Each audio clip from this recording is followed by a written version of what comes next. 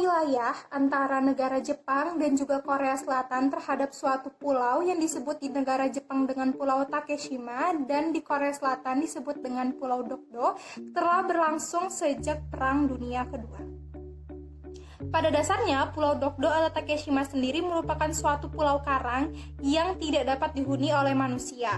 Terletak di Laut Jepang di antara semenanjung Korea dan juga pulau utama dari negara Jepang.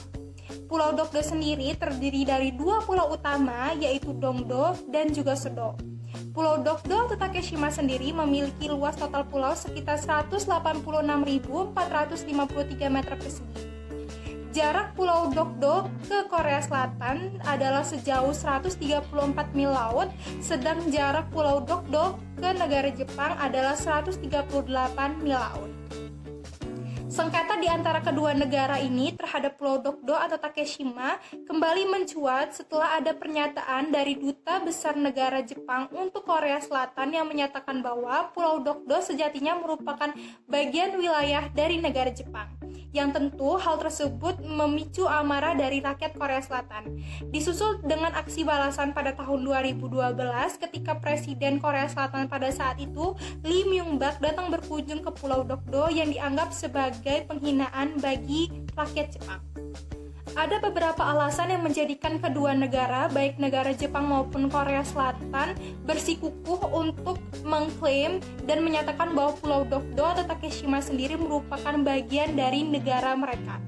Yang pertama, Pulau Dokdo dapat dijadikan titik pangkal untuk penentuan zona maritim masing-masing negara di Laut Jepang. Pada tahun 1966, ketika itu Jepang dan Korea Selatan sama-sama mendeklarasikan zona ekonomi eksklusif laut mereka di Laut Jepang. Karena Laut Jepang tidak memiliki luas wilayah laut yang begitu besar, sehingga penentuan zona-zona maritimnya ditentukan dengan perjanjian bilateral di antara kedua negara. Pada saat itu, kedua negara baik Jepang maupun Korea Selatan sama-sama menjadikan Pulau Dokdo atau Takeshima ini sebagai titik pangkal dalam mengajukan atau menentukan zona-zona maritim laut mereka di Laut Jepang. Yang kedua, karena Pulau Dokdo atau Takeshima ini memiliki kekayaan laut yang begitu banyak, yaitu seperti ikan-ikan yang ada di lautan, serta Pulau Dokdo dan Takeshima ini kaya akan hidrokarbon. Yang kita tahu, Jepang dan Korea Selatan masing-masing memiliki dasar klaim yang kuat. Jepang mengklaim dengan dasar San Francisco Peace Treaty, di mana di perjanjian itu dijelaskan bahwa Jepang mengakui kemerdekaan Korea, tapi tidak memiliki kewajiban untuk mengembalikan Pulau Dokdo. Selain itu juga dengan dasar Supreme Commander for Allied Powers atau SCAPIN, di mana Amerika Serikat meminta Jepang untuk menggunakan Pulau Takeshima sebagai bombing range bagi pasukan Amerika Serikat setelah Perang Dunia Kedua. Sedangkan Korea Selatan itu mengklaim dengan dasar sejarah, acuan historis dan dokumentasi bahwa penguasaan Pulau Dokdo berawal sejak dinasti Silla pada abad ke-6. Dan berdasarkan KP nomor 677 bahwa Pulau Dokdo berada di luar kontrol administratif Jepang dan harus dikembalikan ke Korea Selatan. Pulau Dokdo termasuk ke dalam wilayah Korea Selatan ditandai dengan bukti sejarah. Dengan klaim-klaim tersebut, pemerintah Korea Selatan dan Jepang sampai sekarang belum dapat menyelesaikan sengketa terhadap Pulau Dokdo atau Pulau Takeshima. Penyelesaian sengketa yang dapat ditempuh oleh para pihak berdasarkan hukum internasional dan hukum laut internasional. Nah, penyelesaian sengketa dapat digolongkan menjadi dua bentuk. Yang pertama adalah penyelesaian sengketa secara damai dan penyelesaian sengketa secara paksa. Nah, ada tiga penyelesaian berdasarkan hukum internasional. Yang pertama adalah penyelesaian melalui jalur diplomatik. Para diplomasi bisa menganjurkan kepada negaranya masing-masing untuk memilih bentuk-bentuk diplomasi yang efektif untuk menyelesaikan konflik antar negara yang bersengketa tersebut. Dapat berbentuk negosiasi. Nah, negosiasi ini adalah penyatuan sudut pandang yang berbeda antar negara untuk menemukan keputusan tunggal. Bisa secara tulisan, lisan, bilateral, dan multilateral. Kemudian ada mediasi. Nah, mediasi ini adalah melibatkan pihak ketiga sebagai mediator. Kemudian ada pencarian fakta atau inquiry. Nah, caranya adalah melibatkan observer independen, bisa berbentuk komisi atau badan untuk melakukan investigasi mengenai persoalan yang ada serta mencari dan mendengarkan bukti-bukti yang bersifat internasional. Kemudian ada konsiliasi. Nah, konsiliasi ini adalah penggabungan dua cara, yaitu mediasi dan inquiry. Nah, ada arbitrase. Hakikat arbitrase di sini adalah prosedur penyelesaian konflik atau sengketa konsensual, dalam arti bahwa penyelesaian sengketa melalui arbitrase hanya dapat dilakukan dengan kesepakatan antar negara-negara yang bersengketa. Nah, ada penyelesaian konflik atau sengketa melalui organisasi regional. Jelas diatur berdasarkan pasal 52 ayat 1 sampai dengan 1 sampai dengan 3 dalam piagam PBB. Nah, untuk ASEAN sendiri berdasarkan Treaty of Amity and Cooperation in Southeast Asia tahun 1976, negara ASEAN sepakat untuk senantiasa mencegah dan menyelesaikan konflik sengketa yang mengganggu perdamaian serta keharmonisan regional, tentunya dengan etikat baik. Bisa berbentuk perundingan-perundingan yang bersifat persahabatan. Kemudian ada penyelesaian sengketa melalui kekerasan. Nah, itu bisa berbentuk perang. Nah, perang di sini adalah perang yang adil, yaitu menggunakan senjata yang sederhana. Kemudian perang juga disertai dengan pernyataan pihak yang satu dengan pihak yang lain bahwa agar pihak yang lain bisa bersiap membela diri. Kemudian ada retorsi. Nah, retorsi ini istilahnya balas dendam. Bisa berbentuk deportase, dibalas deportase, pemutusan hubungan diplomatik, dan lain-lain. Kemudian ada retorsi. Nah, retorsi ini adalah untuk mengupayakan ganti rugi terhadap negara yang dianggap telah melakukan tindakan yang tidak bersahabat. Nah, bedanya retorsi dengan reprisal adalah retorsi dibenarkan oleh hukum, kemudian reprisal adalah ilegal. Kemudian ada blokade secara damai. Nah, blokade secara damai ini dilakukan pada waktu damai untuk memaksa negara yang diblokade tersebut memenuhi ganti rugi yang diderita oleh negara yang memblokade. Kemudian ada embargo. Embargo ini adalah pelarangan ekspor barang ke negara yang diembargo. Nah, yang terakhir adalah intervensi. Intervensi ini ada beberapa bentuk. Misalnya seperti intervensi kolektif, itu wewenangnya PBB. Kemudian ada intervensi untuk pertahanan diri.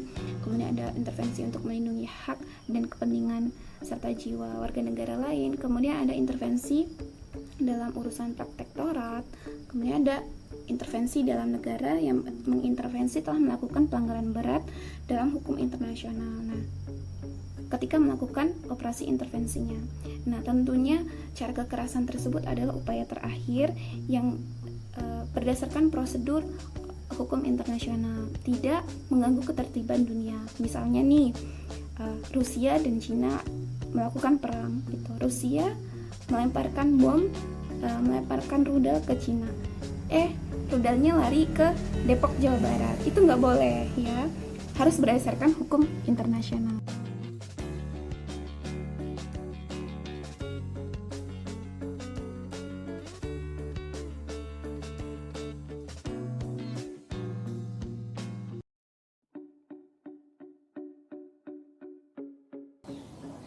Selanjutnya melalui jalur hukum. Yang pertama, pengadilan arbitrase permanen.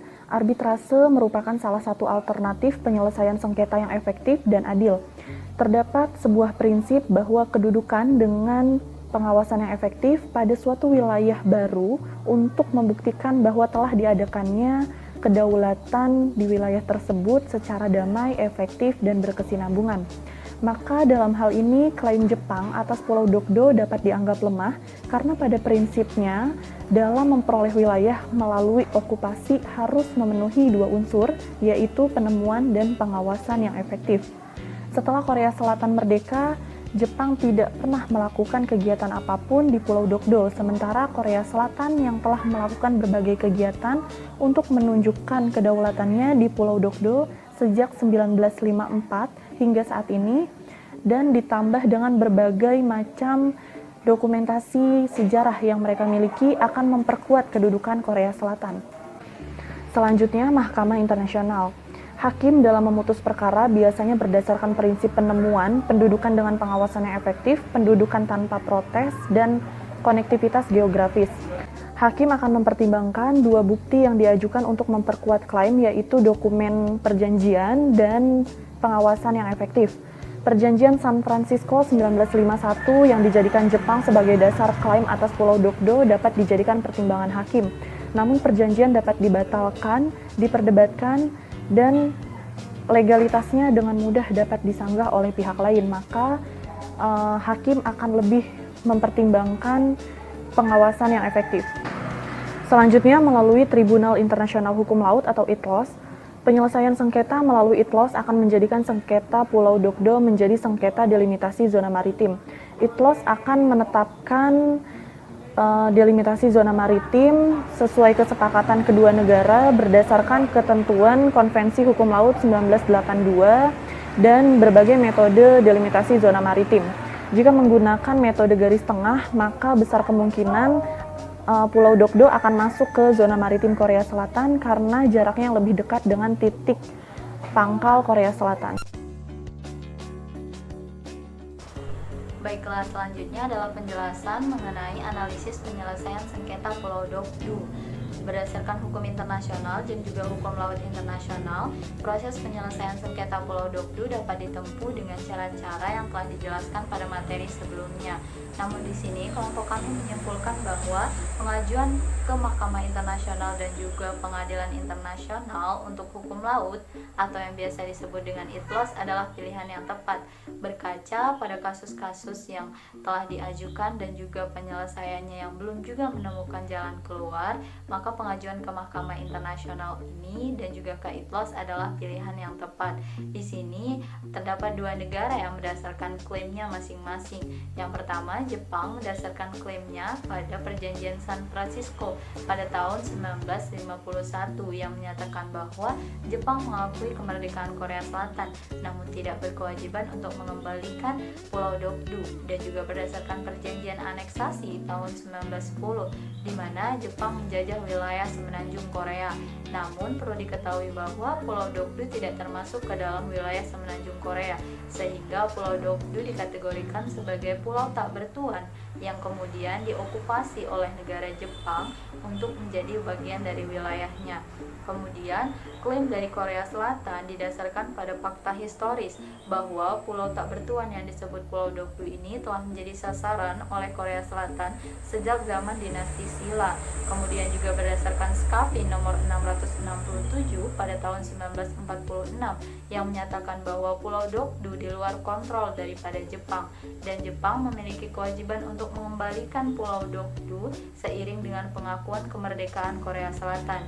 Selain itu, berdasarkan letak dan jaraknya, negara Korea Selatan jauh lebih dekat dibandingkan dengan Jepang ke Pulau Dokdo, yaitu sekitar 134 mil atau sekitar 215 km laut. Sedangkan dari Pulau Dokdo ke Jepang yaitu sekitar 138 mil atau 220 km laut.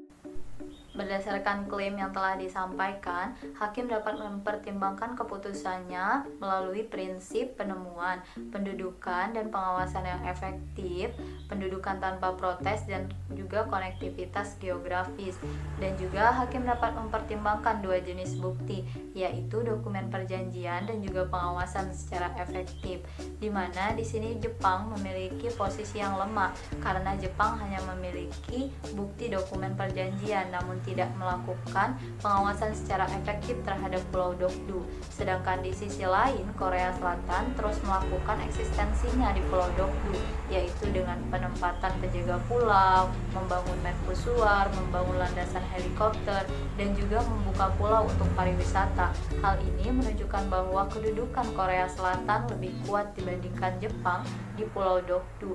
Selain itu juga dalam sengketa ini dapat kita lihat dari sengketa Pulau Sipadan dan Ligitan, di mana di sini juga berdasarkan klaimnya pada fakta historis dan juga konektivitas geografis. Namun pada kasus Sipadan dan Ligitan tetap mengajukan ke Mahkamah Internasional dengan tujuan agar tidak memperburuk hubungan di antara kedua negara. Begitu juga seharusnya untuk kasus Pulau Dokdo ini, lebih baik disarankan untuk diajukan ke Mahkamah Internasional atau ITLOS yang lebih khusus menangani sengketa wilayah dan juga sengketa wilayah laut, sehingga hubungan di antara kedua negara tersebut tidak menjadi lebih buruk.